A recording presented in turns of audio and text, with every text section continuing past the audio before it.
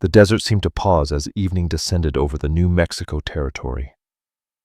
From the iron-railed balcony of the Wraith estate in Santa Fe, Sorrel Vane stood motionless, watching the distant mountains deepen from rose to violet beneath the dying sun. Her gloved hands tightened around the cold metal as the breeze carried the sharp scent of pinon and sage up from the gardens below. "Miss Vane." A voice called from inside the house. "Malric Voss and his son will arrive within the hour. Elna Wraith insists you complete your preparations at once." Sorrel inclined her head without turning. "One moment more, Mina, please." When the door closed, she exhaled slowly and shut her eyes, claiming one final breath of solitude before the night demanded its performance.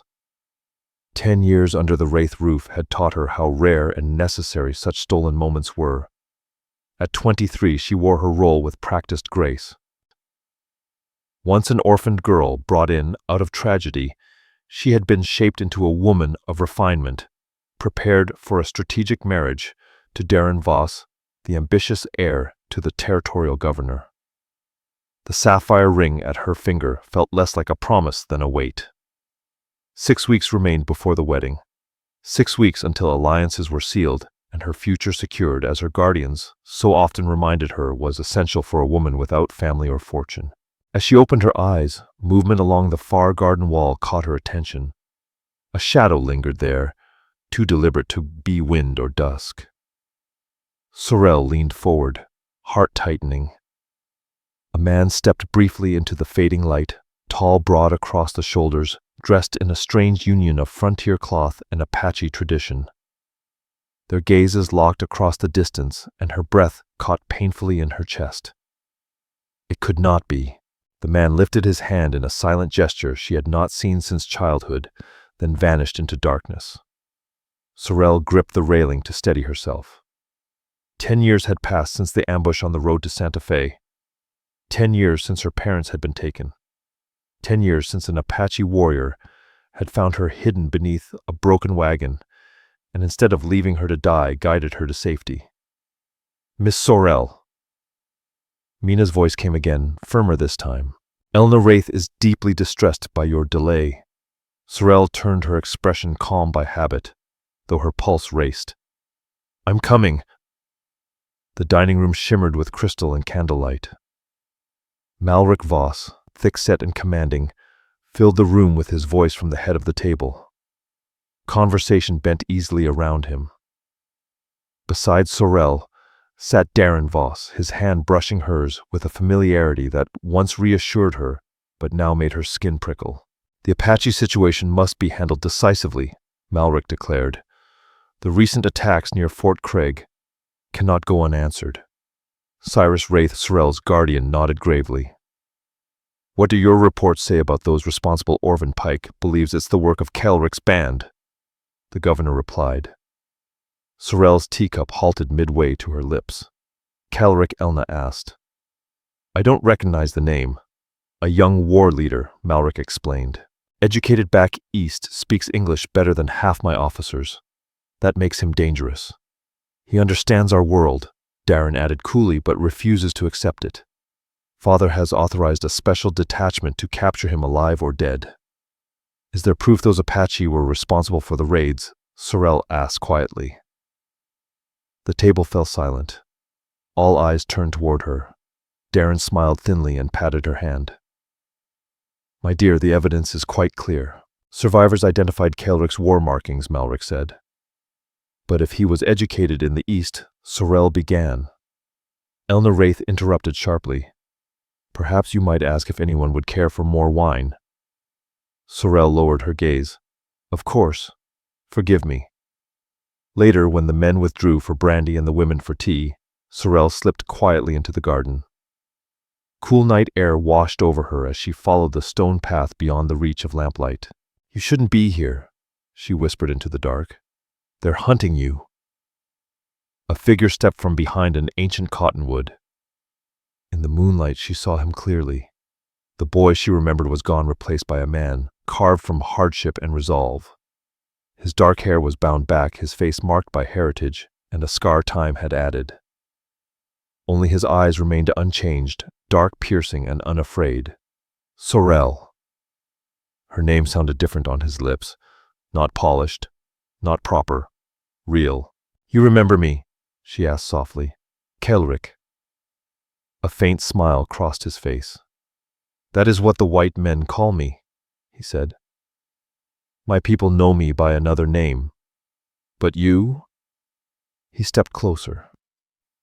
You once called me friend. You once called me friend. The words stirred memories, Sorel thought, long buried. She remembered the cave hidden deep in the desert where a boy brought her bread and water, taught her how to walk silently through thorn and sand, shielded her from snakes and fear. He'd kept her alive long enough to reach a trading post where travelers took her the rest of the way to Santa Fe. Why are you here? She asked, though part of her already knew. Do you know what they're saying about you, about the raids? That's why I came, Kelric answered. But it wasn't my people. They say there were witnesses. His voice stayed level, but something in him buzzed with tension. Witnesses saw exactly what someone wanted them to see, he said. This isn't random. Someone's trying to start a war, one that'll bleed both our worlds dry. A noise from the house made Sorel turn. When she looked back, Kelric had already melted into the shadows like he'd never been there. I need your help, Sorel. His voice came again low and rough. There's more at stake than you know. I can't, she whispered, her hand brushing the engagement ring at her finger. I'm going to marry the governor's son. A flicker crossed Kelric's eyes, pain maybe or memory, but his face held. Then I wish you peace, he said simply. But then he took a step closer and his words cut deeper than the chill night air. Before you tie yourself to that family, you deserve the truth about what happened to your parents. Sorel froze. What are you talking about? The ambush, Kelric said. It wasn't what you were told. He reached into his vest and pulled out a worn leather pouch. This belonged to your father. I kept it. Been waiting for the day you'd be ready to know. He pressed it into her palm, and when his fingers brushed hers, a jolt of heat ran up her arm like lightning over dry earth. Meet me at sunset tomorrow, the old mission ruins south of town. He backed away, voice slipping into the dark with him. Come alone, Sorel.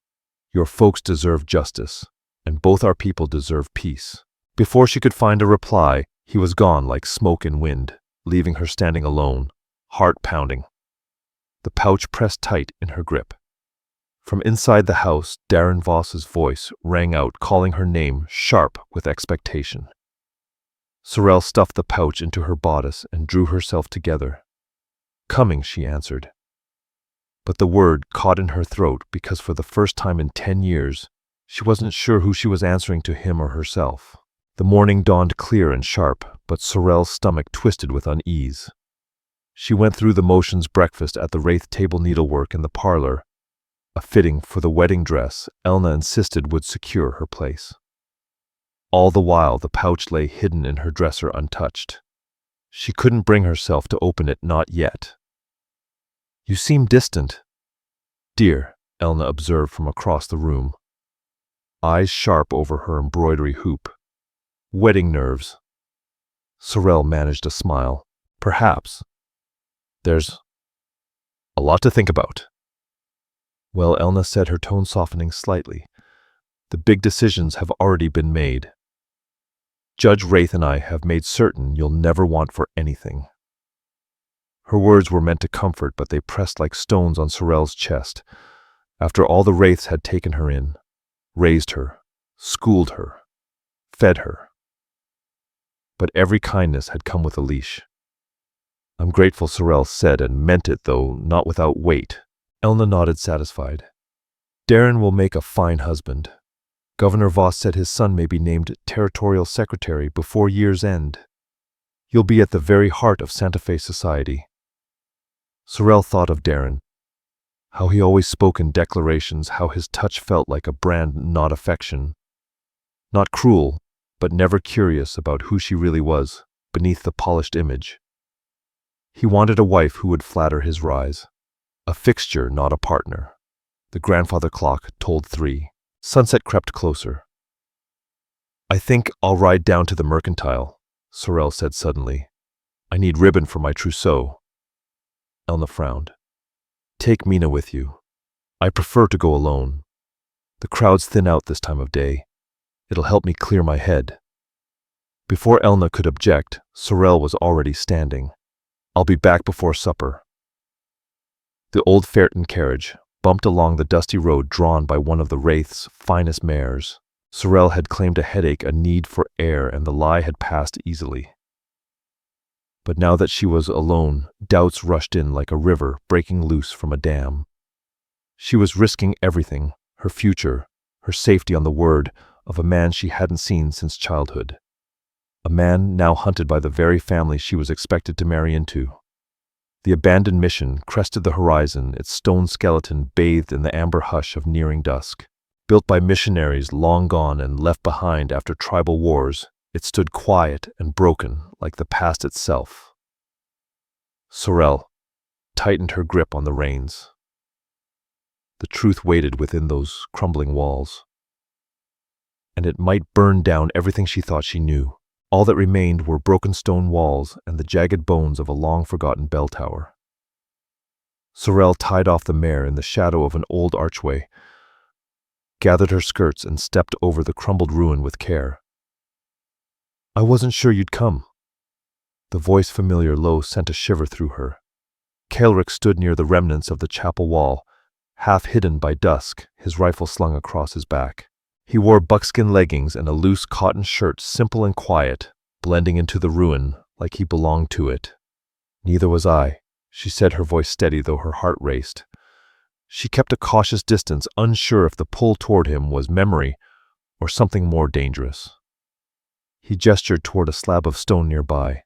"Sit." She hesitated, then joined him. There was space between them, but tension filled it. "Did you open it?" he asked. She shook her head and pulled the leather pouch from her reticule. "I was afraid." "Truth usually is," he said. "But it's time." He watched her carefully as she loosened the ties with trembling fingers. Inside were documents, edges scorched with age, and a small daguerreotype, her family frozen in the silver light. Her father's strong hand at her shoulder, her mother's calm gaze. She was just a child in the picture. "That's us," she whispered. "Before everything. Your father wasn't just a businessman," Kaelric said. Alaric Vane was sent by President Grant himself, tasked with exposing the siphoning of federal funds meant for peace with the tribes. Sorel looked at him, eyes wide. What the ambush wasn't chance. It was planned. He was carrying proof, ledgers, letters. The people stealing from those they claimed to help wanted him quiet. She unfolded one paper, hand shaking. The seal from Washington was still faintly visible. It listed supplies, blankets, tools, rations meant for reservations. Beside them, in her father's own handwriting, circled names. She stopped at one that nearly stole her breath. "Voss," she whispered. "Malric Voss." Kaelric nodded. Back then, he was the territorial secretary under Governor Mitchell. Funds passed through his hands. Sorel felt the world lurch beneath her. "He diverted aid meant for my people," Kaelric said. "When we protested, they sent soldiers to restore order. Blood spilled. They blamed it on us, said we raided first. And my parents," she asked, voice barely audible, "your wagon was marked. Hired guns made it look like an Apache ambush. I was tracking them when I found you. Too late to stop what happened, but not too late to carry you out. Why didn't you tell me this?" Then she asked, voice trembling, "You were a child, scared, and I—" He hesitated. "I was barely more than a boy. My father sent me east to study the white man's ways. I thought if I returned you to your people you'd be safe." He looked away, jaw tight. "I didn't know until years later that the man behind your parents' deaths had taken you in and planned to wed you to his son." Sorel stared at the letters. The Wraiths may not have known. Cyrus Wraith was a man of law, honest in his way, but blind to those he kept close.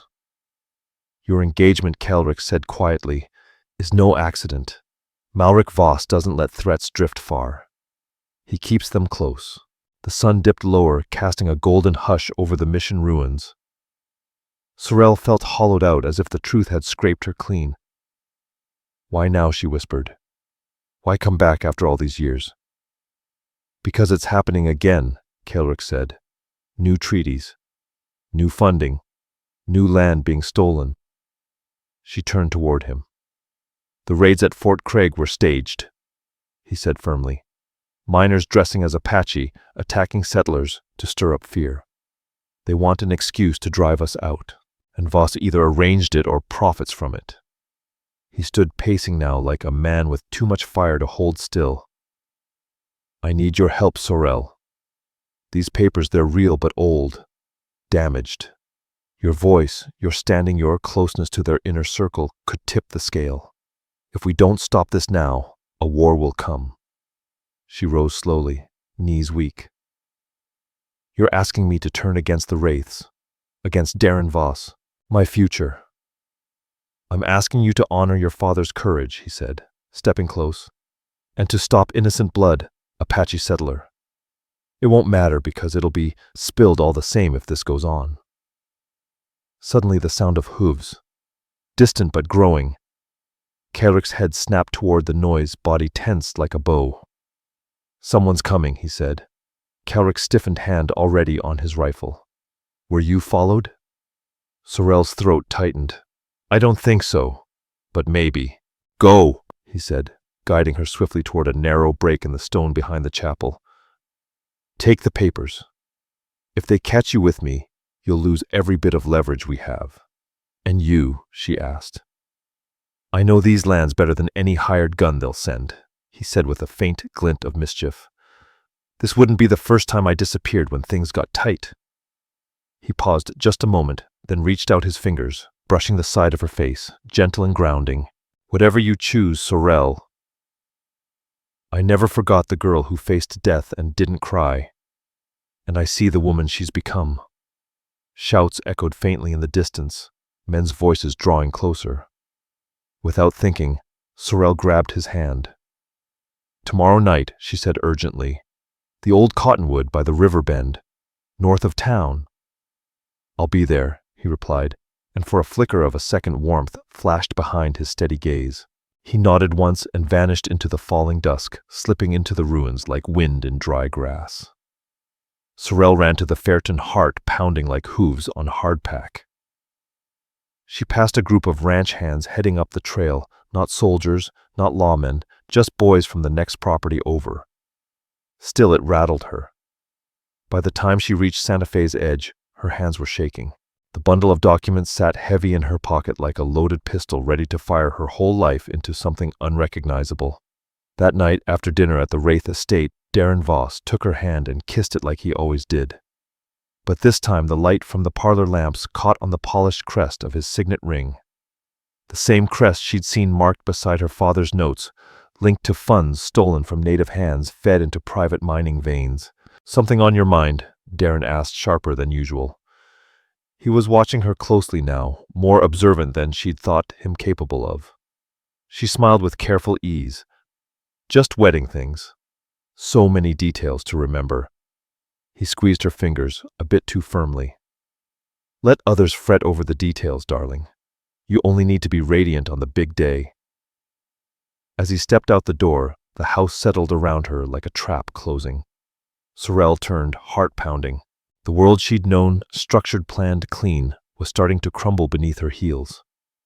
She climbed the stairs, walked straight to her vanity, lifted the false bottom of her jewelry box and tucked the papers beneath the few keepsakes she had left. Her fingers lingered there. Tomorrow she would have to choose security or truth, safety or legacy. The future others had scripted for her or the one her father had died chasing. Morning broke golden through lace curtains. Sorel dressed without fuss, pulling on a riding habit, instead of the soft pastels Elna preferred. Her hands shook slightly. She hadn't thus slept, Her mind had been a wheel grinding all night. "You're up early, Miss Sorrel," Mina said gently, pinning her hair beneath a plain hat. "Just need a bit of air," Sorrel replied. "Wedding planning's got my head all twisted up." Mina smiled. "You've done well for yourself, ma'am. Half the ladies in Santa Fe would trade places with you." Sorrel looked in the mirror. The reflection stared back polished, poised the image of a future governor's wife. And yet it felt like a mask now, one she couldn't bear another day. "Mina," she said, voice lower now, "did you ever hear anything about the ambush that killed my parents?" The maid's hands froze at the back of her head. "It's not my place to say, miss. Please. I barely remember anything from then." Mina hesitated, glanced toward the door, then leaned in. Her voice dropped to a hush. "There was talk back when you first came to the Wraiths. Some folks downstairs thought it strange, that out of all the wagons, only yours was hit, and how nothing of value was taken except your father's documents. His clip was still in his coat. Your mother's brooch was untouched." Sorrel's pulse quickened. What else? Only that Judge Wraith warned folks to stop gossiping, said it stirred fear and disrespected the dead. Mina fiddled with a hairpin, uneasy. "Are you all right, miss?" "I'm fine," Sorrel lied smoothly. "Just trying to settle old ghosts before I start the new chapter." After breakfast, Sorrel announced her intent to visit the Vos estate, said she needed to go over last-minute arrangements with Malric's housekeeper. Cyrus Wraith approved the idea, even encouraged it. "Strengthen those family ties while you can," he said with a warm pat to her hand. But instead of turning toward the Voss home, Sorrel guided her horse straight to the territorial offices downtown. Darren kept a private room there, one he used to manage his father's political business. And if Kaelric had been right, it could hold answers. Real ones. The clerk at the front desk blinked in surprise when she entered. "Miss Vane, we weren't told to expect you today." Sorrel offered a charming smile. Just a little surprise for Darren. "I brought a few samples for the wedding invitations," Sorrel said sweetly, stepping into the office with a faint smile. "I was hoping to catch him between appointments." The clerk flipped through a ledger.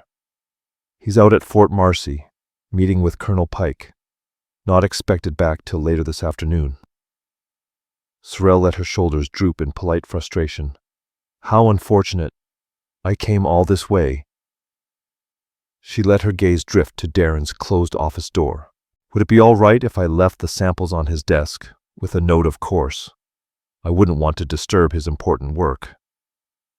The clerk hesitated, glanced around, and then nodded. "Of course, Miss Vane. Take your time." Once inside the office, Sorrel moved with urgency. The desk was a dead end, just dry reports letters about railroad contracts and a half-scribbled speech. She checked the drawers. Locked. Only one opened, and it held nothing but fancy paper and envelopes.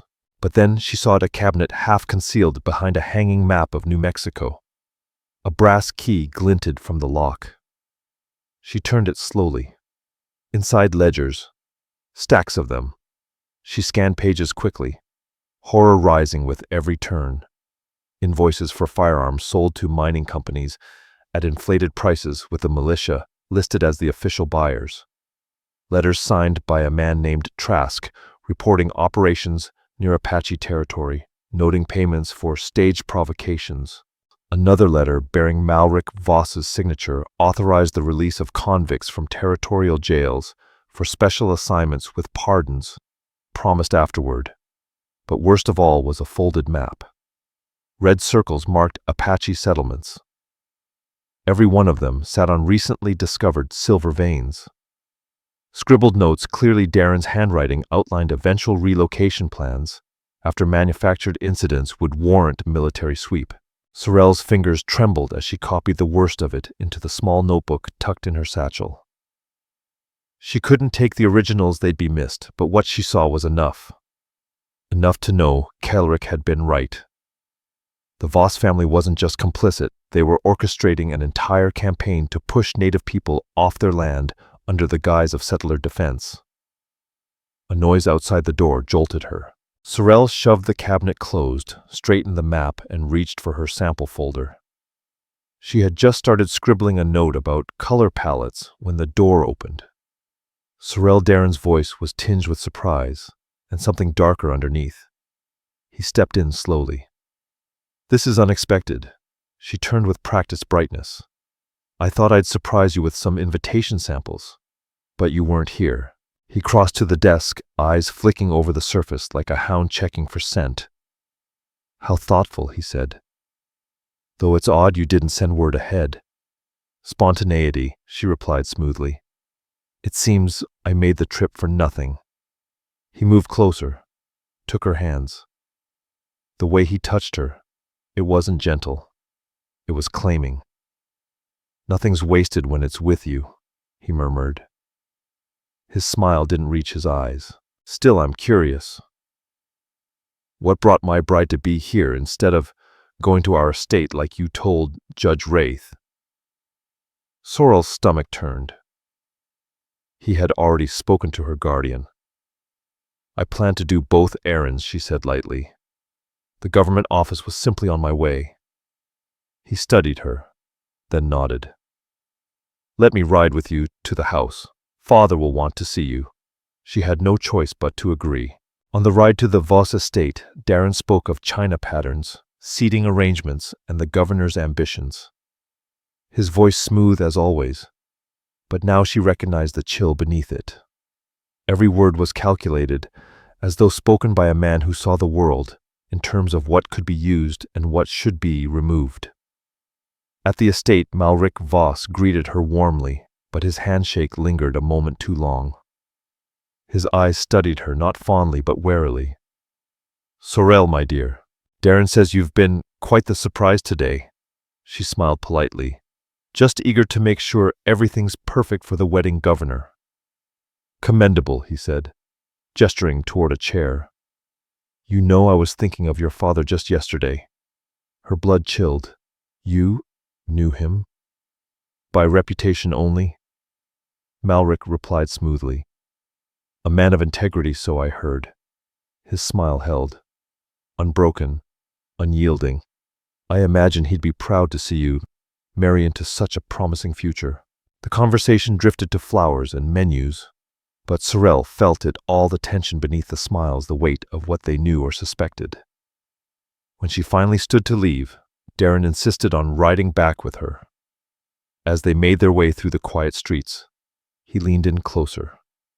"We've had troubling reports," he said casually. "The Apache renegade, Calric. Folks say he's been seen near Santa Fe." Sorrel said nothing. "Colonel Pike believes he's planning something bold, something dangerous. We intend to act before he does." Sorrel kept her gaze fixed on the trail ahead, even as her heart slammed against her ribs. This time there would be no running from what came next.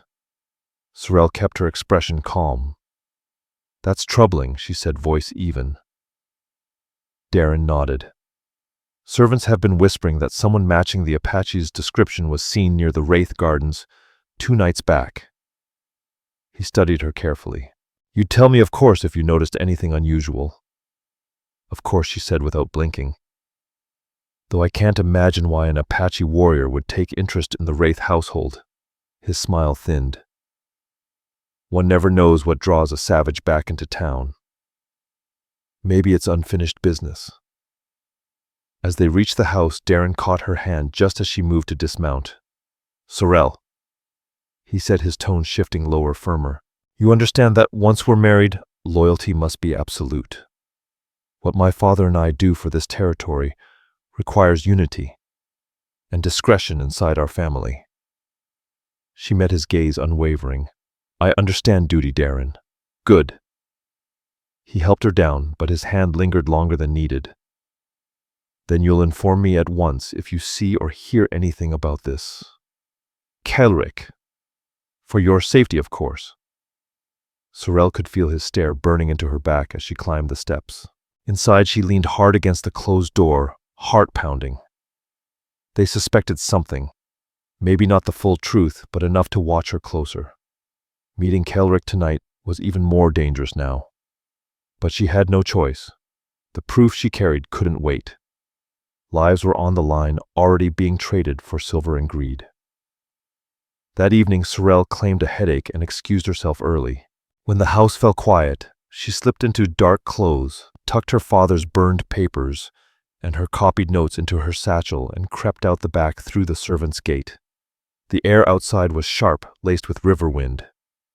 She took the back alley, sticking to shadows until she reached the northern edge of town. There the old cottonwood stood tall, its limbs twisting under the stars like bones in motion. She approached it cautiously, eyes sweeping the brush. "Kelrick," she whispered into the dark. A shadow peeled away from the trunk. "Here," he said quietly. Relief hit her, like breath after drowning, followed fast by dread. "They're watching me," she said, voice low and urgent. "Darren questioned me today, asked if I'd seen anyone near the Wraith's property." Kelrick's jaw clenched. "Then we need to move fast." "What did you find?" Sorrel told him. Everything what she'd uncovered in Darren's office. The planned raids, the bribes to incite conflict, the scheme to seize silver-rich Apache land under false military pretense. He listened in silence, asking for clarity only once or twice. "It matches everything we suspected," he said when she finished. "But it won't be enough on its own.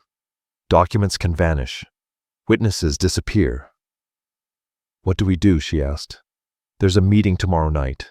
Trask and his men are set to collect payment for the next raid." His voice was tight with anger, held barely in check.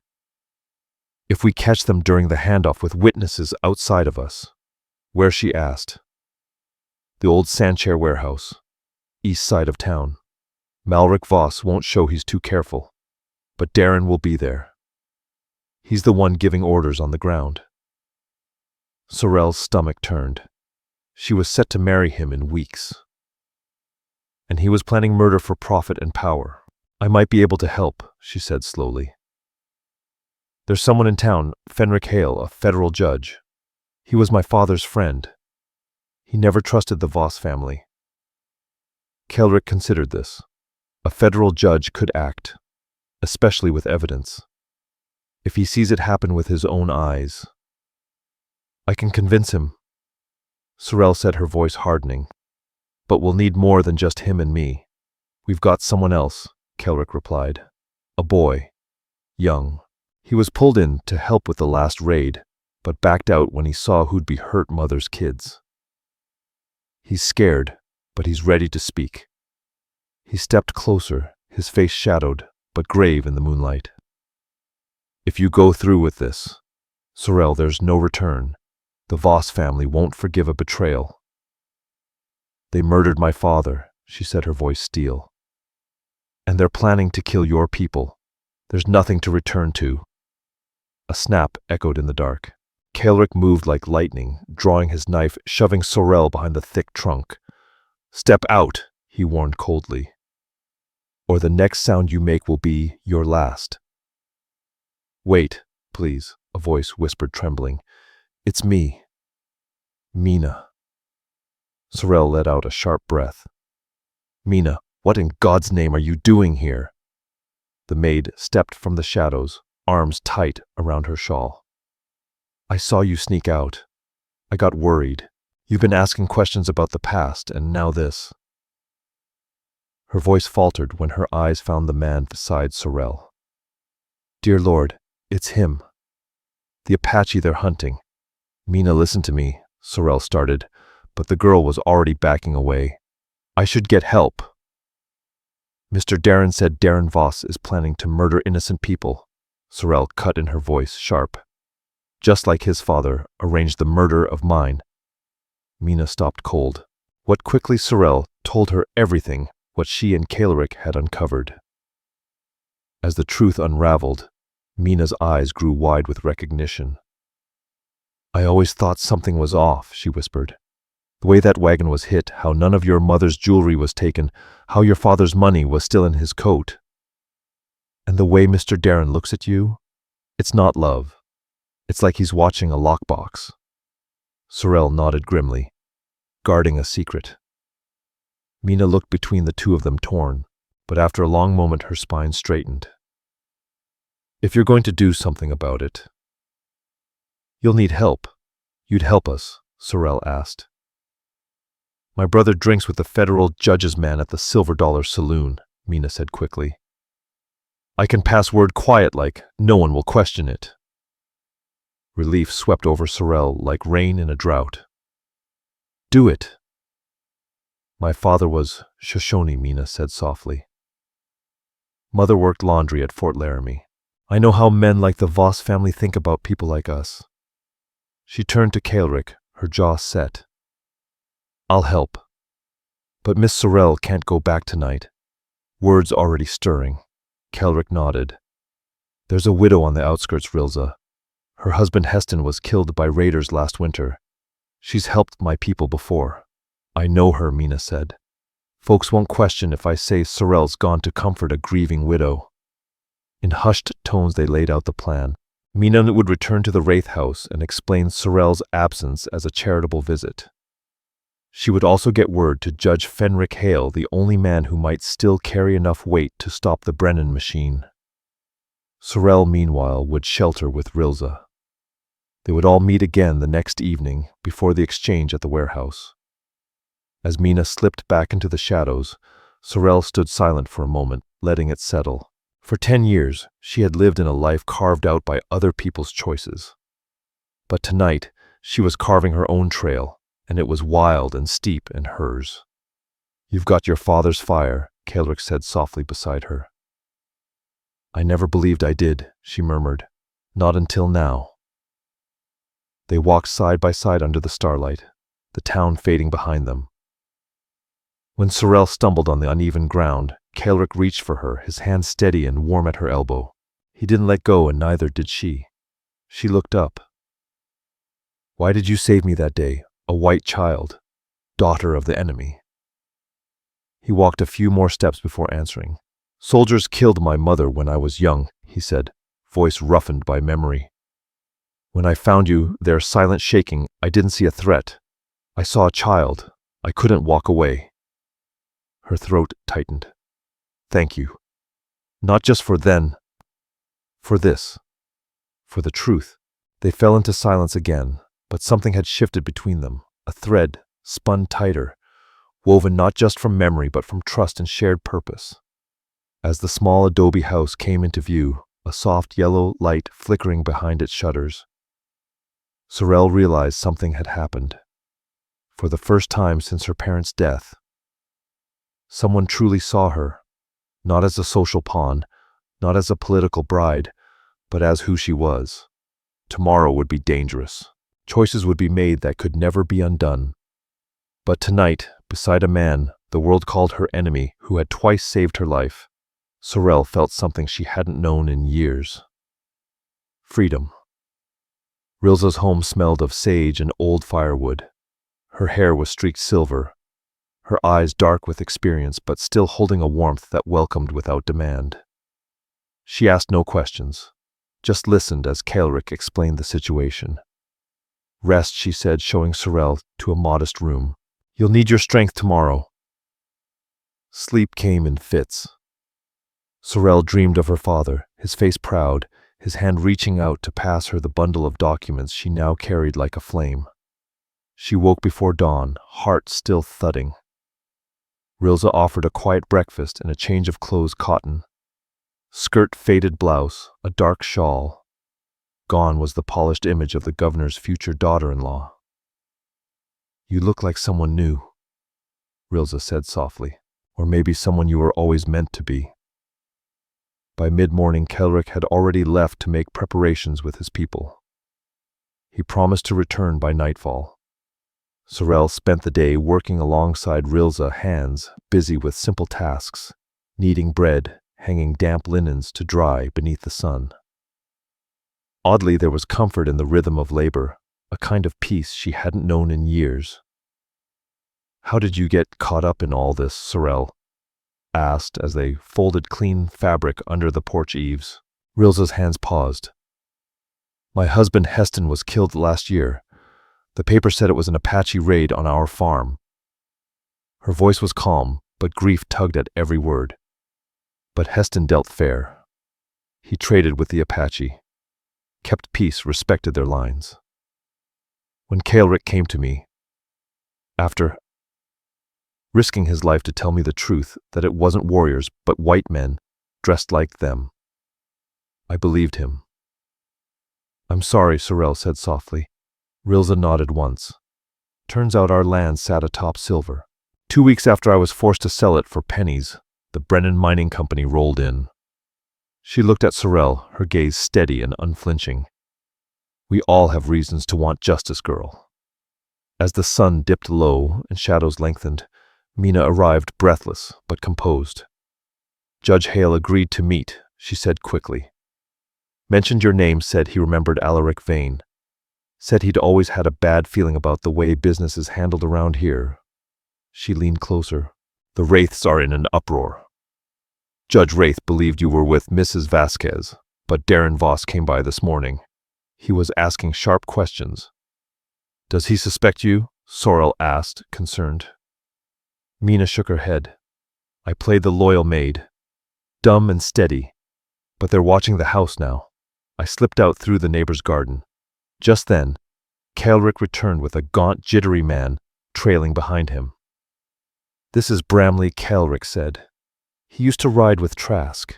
They're planning something big, Bramley muttered, hands shaking as Rilza poured him a tin cup of coffee. Not just burning a barn or rustling some cattle this time.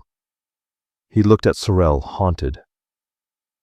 They're going to hit the whole settlement at Agua Fria. Make it look like a real Apache war party. Women, children. They'll die. Then no one will blink when the army moves in and wipes out the camps. Sorel felt bile rise in her throat. When 3 nights, after tonight's handoff, that's when the green light goes out. Kaelric's jaw tensed. It's no accident. The Apache Council is set to meet in 4 days. If there's chaos bloodshed, there'll be no unity, no negotiation. And the Voss family gets what they've been after. Sorel added. Silver veins, cleared land, no resistance. Night fell hard. The group made final plans in whispers and resolve. Judge Hale would meet them outside the warehouse accompanied by 2 marshals he trusted with his life. Bramley would confirm the identities of Trask's mercenaries. Sorel and Kaelric would present the written evidence while Mina stayed nearby to safeguard the documents. Stay close to me, Kaelric told Sorel as she fastened her shawl tight. The lamplight caught the hard edge of his cheekbones, but his eyes were soft with warning. If anything goes wrong, it won't, she cut in with more boldness than certainty. Justice is past due. The streets of Santa Fe were hushed, and every shadow felt too long.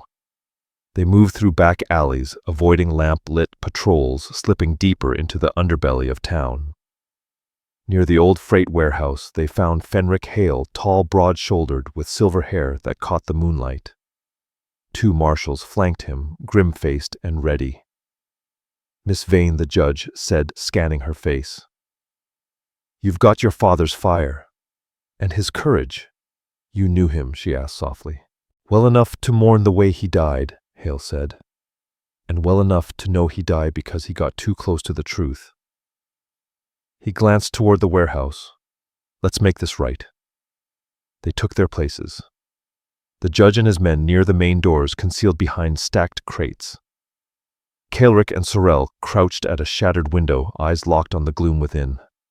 Mina and Bramley were hidden nearby the evidence safe in a canvas satchel. The weight knotted inside Sorel like wire pulled tight. Every hoofbeat echoed louder than the last. Then finally movement. Darren Voss entered first, his boots crisp on the floorboards. With him came a man Sorel instantly recognized. Colonel Orphaned Pike, face tense. Behind them, 3 hard-faced men followed. Bramley's breath caught. That's Trask and his dogs. Inside, Darren's voice rang out clear and sharp. Time's short, gentlemen. You understand what's expected. Trask, scar-faced and dead-eyed, gave a curt nod. Bloody enough to demand full military force. Leave Apache weapons. Mangle the bodies in their way. Pike shifted where he stood, jaw twitching. Militia'll respond within hours. By the time the feds get curious, it'll all look clean. Darren opened a strongbox, revealing stacks of coin. Half now, half when it's done. Once the Apache are off those disputed lands, we expand. He snapped the lid shut. No more delays. Sorrel's stomach twisted as she stared down into the warehouse, watching the man she had once agreed to marry calmly orchestrate mass slaughter in the name of silver and power. Beside her, Kaelric stood stone still, but his whole frame vibrated with restrained fury. "Where's the war paint and weapons?" Trask grunted. "My men need to look authentic." In the back, Darren Voss replied coolly. "There's a stash with painted shields, tomahawks, and the maps of Agua Fria, all marked for soft targets." That was enough. Judge Hale gave a subtle nod, and suddenly the warehouse doors burst open. Federal Marshal's a voice roared. "Nobody move!" Steel rang out. Boots thudded. Men shouted. Trask and his crew went for their guns, but were quickly outflanked. Colonel Pike, to his credit, raised his hands immediately, knowing a lost cause when he saw one. But Darren didn't hesitate. He turned and bolted for the back. "He's running!" Sorrel shouted. Kaelric was already gone, streaking through the shadows like a mountain cat. Sorrel didn't think she ran after him, ignoring Judge Hale's command to stay put. They burst into the alley behind the warehouse, just as Darren threw a leg over his horse. "Stop!" Sorrel called. He turned, eyes wild, then narrowed when he saw her. His face twisted with hatred. "You filthy traitor," he snarled. "My father was right. We should have silenced you and your folks a decade ago, just like we did your parents." The words hit like a fist. So cruel, so cold, so matter-of-fact. "You knew," she breathed. "You knew all this time they were murdered on your father's orders." "Politics demands resolve," he spat, pulling a pistol from inside his coat. "A lesson you won't live long enough to learn." He aimed straight at her chest. The shot cracked the night, but it was Darren who cried out. He stumbled back, clutching his shoulder, blood blooming across his fine coat. Kaelric stood beside her, rifle lowered, barrel still hot. "Not fatal," he said coldly. "Let him face justice, not make him a martyr." The noise brought the marshals running. Darren was disarmed and dragged back inside, cursing with every step. Judge Hale met Sorrel's eyes as she re-entered, face grave. "This is just the first stone turned over," he said. "Malric Voss has friends in high places. This will not be easy." "But it's necessary," Sorrel replied, her voice steady, even as her fingers trembled. "And it's long past due." By dawn, they stood inside the federal courthouse. Darren Voss and Trask were in irons. Colonel Pike, facing disgrace, had begun to cooperate, offering statements in exchange for leniency. Judge Hale was drafting warrants for Malric Voss and the remaining conspirators. "We've already sent riders to warn Agua Fria," the judge told them, "and I've wired Washington. But Voss will throw every ounce of his influence against us." Sorrel nodded wearily. She hadn't slept, her voice hoarse from testimony, her father's documents now in the judge's safekeeping. "What do we do now?" "You leave Santa Fe," Hale said firmly. "Until federal troops arrive. Voss still holds the militia, and there are many around here who owe him more than they fear justice." Sorrel turned toward Kaelric, who had never left her side through the long night. "Where would I go?" He held her gaze. "My people would welcome the daughter of Alaric Vane," he said softly. "At least until it's safe for you to return." Before she could answer, the courthouse doors slammed open. Malric Voss strode in, like a thunderstorm, flanked by militiamen, his usual veneer of charm replaced by cold, righteous rage. "Judge Hale," he bellowed, "you've crossed a line." He stepped forward. "Release my son and Colonel Pike. Now." "They're being held on federal charges, conspiracy, corruption, attempted murder," the judge replied calmly. "And now, Governor Voss, you're under arrest as well." "Sergeant," he ordered, turning to a marshal, Take him in. But as the marshal stepped forward, Malric's men drew their weapons, forming a line between him and the law. This is a federal overreach, Voss growled. A coup against legitimate territorial authority. He swept his eyes towards Sorel, and the hatred in them burned. She's been poisoned, seduced by Apache lies. That creature standing next to her has corrupted her, twisted her mind. Sorel stepped forward, spine straight. My father died trying to expose your crimes, she said. You had him murdered to protect your empire of blood and silver. He was a naive fool, Voss snapped. Progress demands strength.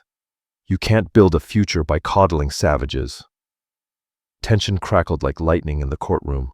Marshals and militia squared off, fingers twitching near their triggers. Judge Hale raised a hand, his voice like iron. Governor Voss, I hold sworn testimony from your son, your colonel, and half a dozen others. Your empire is crumbling, and this territory will no longer belong to men like you.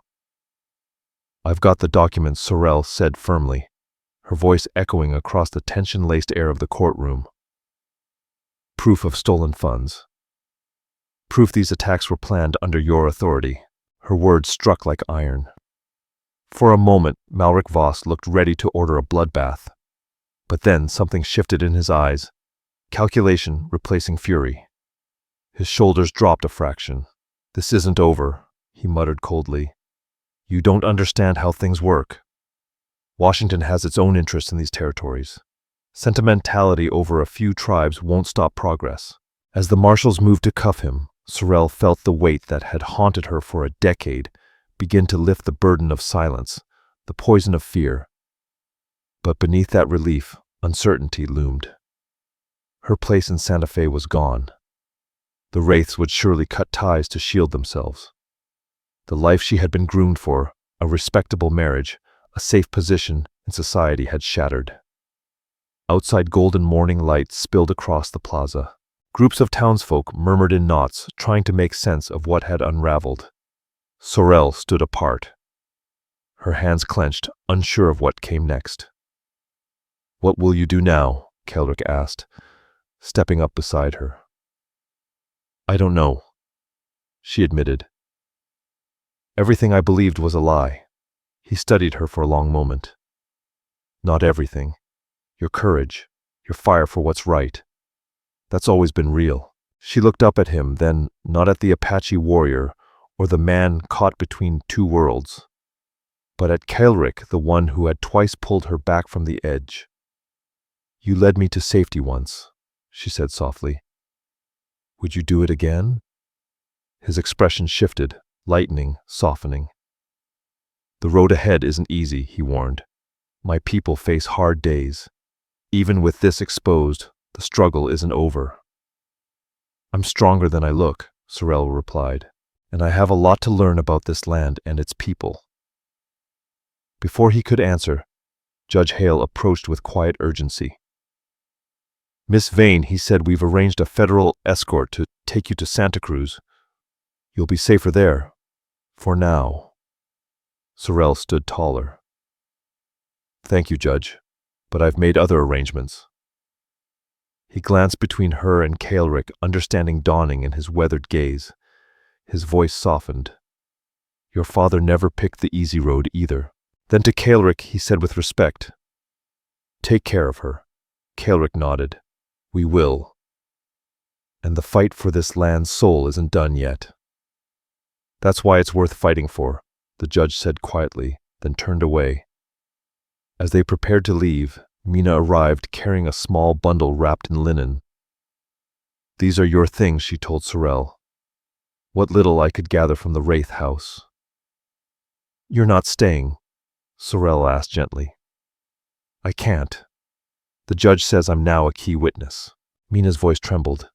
If I go back, they'll silence me. Then come with us, Sorel said without thinking, until it's safe. Mina hesitated, then looked to Kelrick.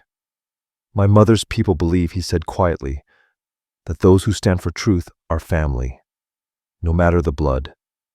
By midday, the three of them were riding north away from Santa Fe, away from power games and broken promises. The mountains loomed in the distance, rugged and beautiful. The future was wide open, uncertain, full of shadow and possibility. But Sorel felt something she hadn't felt in years. Not fear, but forward motion.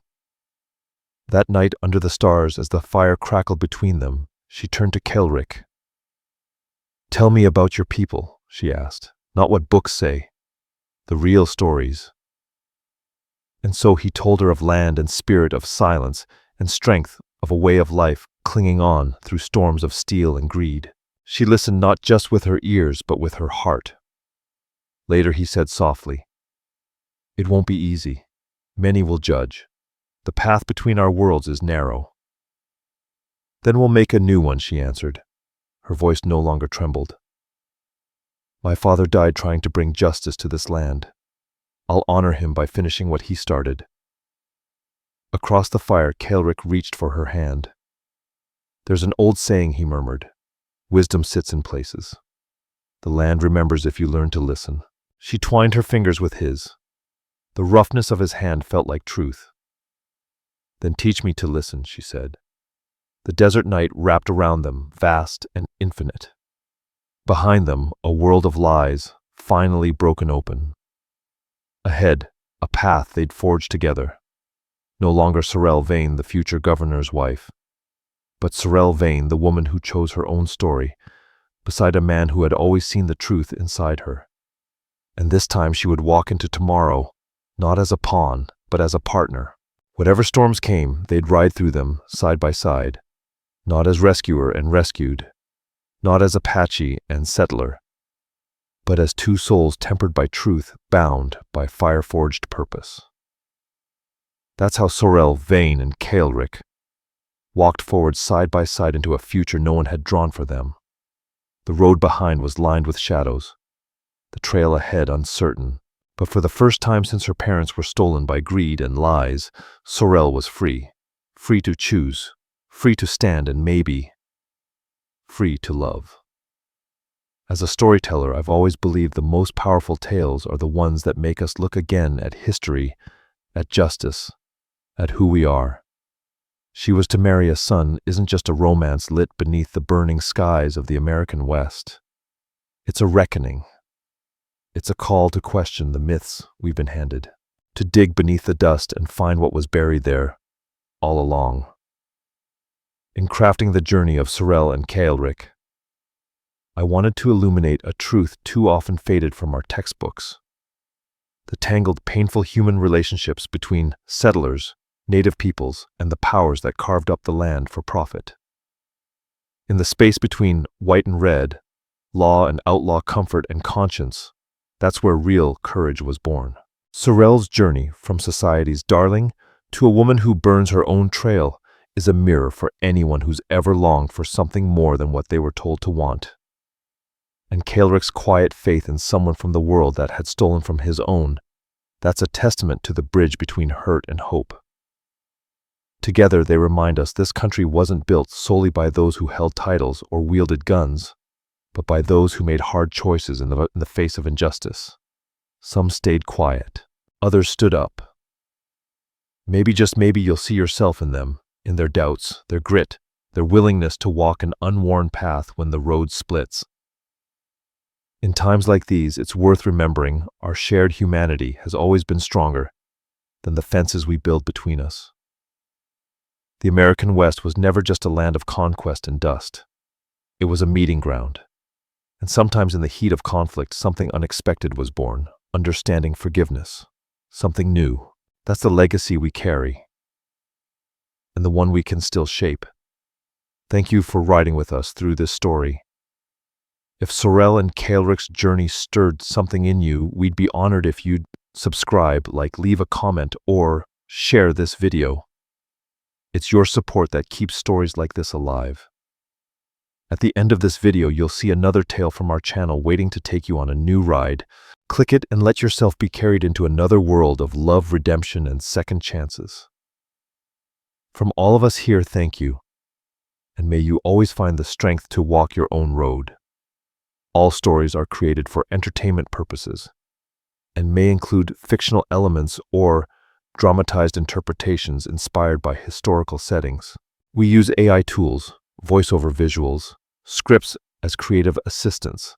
However, all content is reviewed, refined, and edited by humans to ensure emotional authenticity and storytelling quality.